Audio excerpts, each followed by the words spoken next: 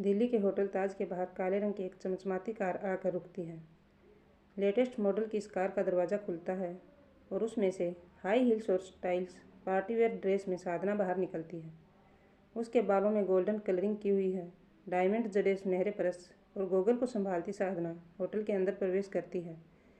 Reception area में ही उसकी सहेली निभा उसका इंतज़ार कर रही थी।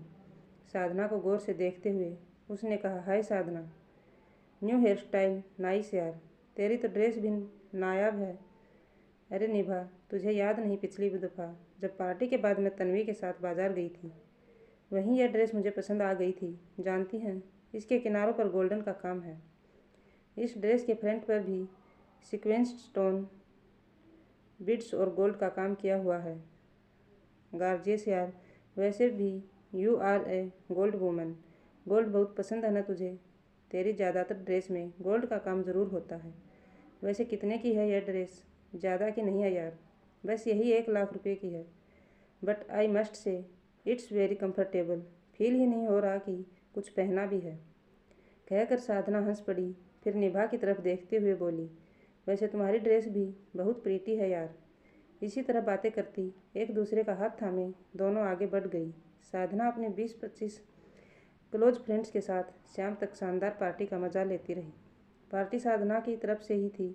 दरअसल साधना ने अपने बेटे अभिनव की 10वीं में बेहतरीन प्रदर्शन की खुशी में अपनी सहेलियों को दावत दी थी। दावत भी ऐसी वैसी नहीं थी। एक दावत में सर्व किए गए एक एक प्लेट की कीमत हज़ारों रुपये की थी। दरअसल साधना एक अरबपति इंडस्ट्रियलिस्ट सुधाकर की पत्नी थी। देश विदेश में इनके खानदान के चर्चे थे। सुधाकर के पिता भी नामी इंडस्ट्रियलिस्ट थे और उन्हीं से विरासत में सुधाकर को यह साम्राज्य मिला था। वैसे सुधाकर के 2 बड़े भाई और हैं। समय के साथ भाइयों में मनमुटाव हुआ तो संपत्ति और कारोबार का बंटवारा कर दिया गया। सुधाकर ने बंटवारे में अपनी पसंद की इंडस्ट्री हासिल की और अब वह स्वतंत्र रूप से पूरे परिश्रम के साथ कारोबार बढ़ाने के प्रयासों में जुटा हुआ था। सलाहकारों और सहयोगियों का हुजूम हमेशा उसके साथ चलता था। इधर कुछ दिनों से सुधाकर कुछ परेशान रहने लगा था। साधना समझती थी कि इसकी वजह कारोबार में आ रही समस्याएं होंगी। सुधाकर कभी भी साधना से अपने बिजनेस संबंधित समस्याएं शेयर नहीं करता था और साधना कभी उसके काम में कोई दखल देती भी नहीं थी। साधना ने सुधाकर से लव मैरिज की थी। दरअसल साधना एक मॉडल थी और राजस्थानी परिवार से जुड़ी थी। वही सुधाकर भी मूल रूप से राजस्थानी ही था। दोनों के ही परिवार वाले अब दिल्ली में बसे हुए थे। साधना का फैशन सेंस और स्टाइल्स लुक सुधाकर के मन में समा गया था। एक फैशन शो इवेंट के दौरान उसने साधना से अपने दिल की बात पूरे राजस्थानी अंदाज में कही और वहीं दोनों ने एक दूसरे को जीवनसाथी के रूप में चुन लिया। वैसे सुधाकर के घर वालों ने साधना को सहजता से स्वीकार नहीं किया क्योंकि वे एक मॉडल को बहू बनाने के पक्ष में नहीं थे। मगर जब उन्होंने करीब से उसके मर्दुल स्वभाव और परिपक्व सोच को परखा तो तुरंत तैयार हो गए। दोनों अपनी गृहस्थी में बहुत खुश थे। साधना के 2 बच्चे थे। पहला बेटा अभिनव था जो 10वीं पास कर चुका था, जबकि बेटी अभी छोटी थी। साधना अपने फैशन को जिंदा रखना चाहती थी, मगर शादी के बाद अपनी जिम्मेदारियां देखते हुए उसने फैशन मॉडल के बजाय फैशन इन्फ्लुएंसर और फैशन मोटिवेटर के रूप में घर से ही काम करना शुरू किया था।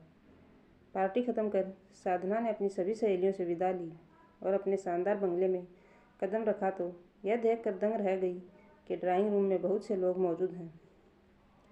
पति सामने मुंह लटकाए एक अपराधी की तरह खड़े हैं। घर के सभी नौकर चाकर भी एक कोने में दुबके हुए थे। घबराते हुए साधना अंदर दाखिल हुई और पति के पास जाते हुए बोली, क्या हुआ सुधाकर, और ये लोग कौन हैं?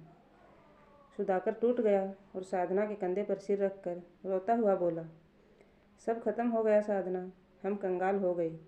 ये बैंक वाले हैं और अपनी लोन की रकम उठाने के लिए आए हैं। ये हमारे मकान और गाड़ियों पर कब्जा लेने के लिए खड़े हैं। साधना सन्न रह गई मगर पति को दिलासा देती हुए बोली, परेशान मत हो सुधाकर, सब ठीक हो जाएगा। मैं भी अब तक यही तो सोच रहा था कि सब ठीक हो जाएगा। एक के बाद एक बिजनेस डूबते रहे मगर मैं लोन ले लेकर नए सपने बुनता रहा। तुम्हें भी कभी एहसास नहीं होने दिया कि आजकल हमारी कंपनियां नफ़ा देने के बजाय नुकसान दे रही हैं। मेरे बैंक लोन इतने ज़्यादा बढ़ गए हैं कि अब मैं सब कुछ गंवा देने की हालत में पहुंच गया हूं। बस मुझे एक साइन करना है और फिर यह बंगला, गाड़ी, यह शानो शौकत सब कुछ ख़त्म हो जाएगा। तो क्या हुआ सुधाकर, अब हम एक सामान्य जीवन जी लेंगे। शानो शौकत का अनुभव किया है तो कुछ समय साधारण जीवन का भी अनुभव होना चाहिए ना। और कौन जाने तुम बहुत जल्द ही सब कुछ वापस खड़ा कर लोगे। मुझे पूरा विश्वास है तुम पर। कर दो साइन सुधाकर, ज़्यादा मत सोचो। मन महसूस कर सुधाकर ने सब कुछ बैंक वालों को सौंप दिया और इस तरह एक झटके में अरबपति दंपति का परिवार साधारण मध्यवर्गीय परिवार में तब्दील हो गया। सुधाकर और साधना ने तो फिर भी परिस्थितियों से समझौता कर लिया, मगर असल मुसीबत बच्चों की थी, जिन्होंने बचपन से एक लग्जरियस लाइफ जी थी और अब अचानक आए इस बदलाव से वे हतप्रभ थे। बेटी पायल तो इस छोटे से नए घर में आकर फक फक फक फक कर रो पड़ी थी। बेटा अभिनव भी सामान्य नहीं रह पाया। वह अपने दोस्तों से कतराने लगा क्योंकि वे लोग उससे हजारों सवाल करने लगे थे। साधना खुद भी अंदर से बहुत परेशान थी, मगर उसे पति और बच्चों को इस सदमे से उबारना था। साधना ने पहले अपने मन को समझाया और फिर शांत मन से बच्चों को समझाने में जुट गई। बेटी को अपने पास बैठाकर साधना ने पूछा, आप क्यों रो रहे हो? मम्मा, हम गरीब हो गए।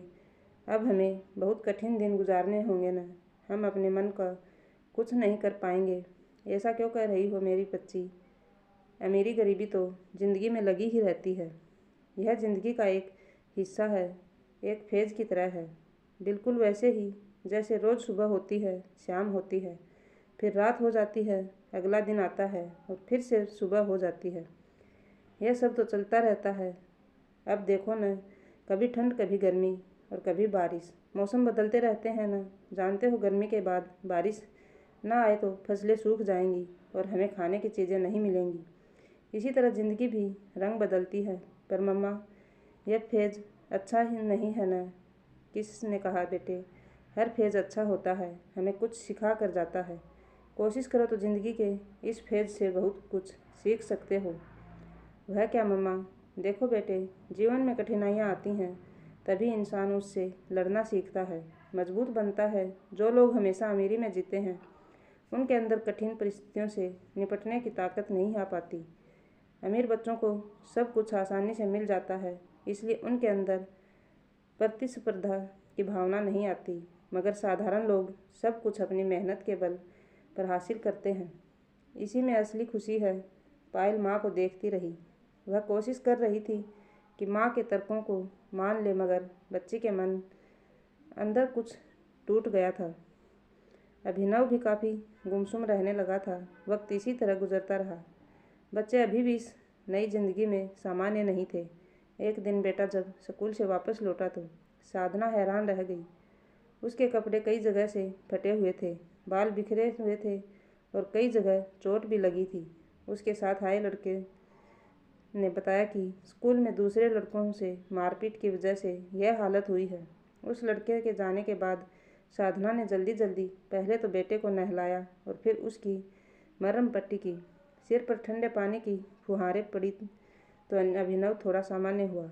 अब बेटे को पास बैठाकर और उसकी आंखों में देखते हुए साधना ने पूछा, यह सब क्या है रवि? अपने दोस्तों से लड़ने की वजह क्या थी? ऐसा क्या हो गया जो तुमने मारपीट की? अभिनव अचानक रोता हुआ उसकी गोद में सिर रख कर लेट गया और बोला, माँ, स्कूल का एक लड़का पापा को कंगाल और दिवालिया कह रहा था। उसने मुझे कंगाल का बेटा कहा। इसी बात पर मुझे गुस्सा आ गया। मैं सह नहीं सका और उस पर टूट पड़ा। बेटे, ऐसा क्या गलत कह दिया था उसने? और यदि गलत कहा भी तो तुम्हें क्या फ़र्क पड़ता है, जबकि बात ही गलत है। देखो बेटा, तुम्हारे पापा दिवालिया हुए थे, उनकी संपत्ति जब्त कर ली गई थी। इसकी खबर न्यूज़ चैनल और अखबारों में भी आई थी। ऐसे में संभव है कि उस लड़के के घर में भी इस बात पर चर्चा हुई होगी। वह लड़का किसी बात पर तुमसे नाराज़ होगा, इसलिए उसने तुम्हें उकसाने के लिए इस बात को गलत तरीके से कहा और तुम सचमुच भड़क उठे। तुमने उसकी योजना को सफल बना दिया। यह रवैया सही नहीं है बेटे। खुद को कमज़ोर नहीं, मजबूत बनाओ। कोई कुछ भी कहे, तुम्हें फ़र्क नहीं पड़ना चाहिए। पर मॉम, वह सबके सामने ऐसी बातें कह रहा था, तो मैं भला क्या करता? चुपचाप आगे बढ़ जाता।